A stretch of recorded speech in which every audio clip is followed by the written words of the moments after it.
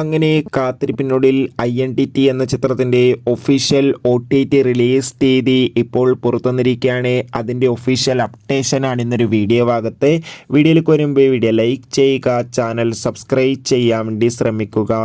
ടൊവിനോ തോമസ്, തൃഷ എന്നൊക്കെ പ്രധാന കഥാപാത്രങ്ങളായ ചിത്രമായിരുന്നു INTT. ചിത്രത്തിന് മികച്ചൊരു പോസിറ്റീവ് റെസ്പോൺസ് ആയിരുന്നു ലഭിച്ചിട്ടുണ്ടായിരുന്നത്.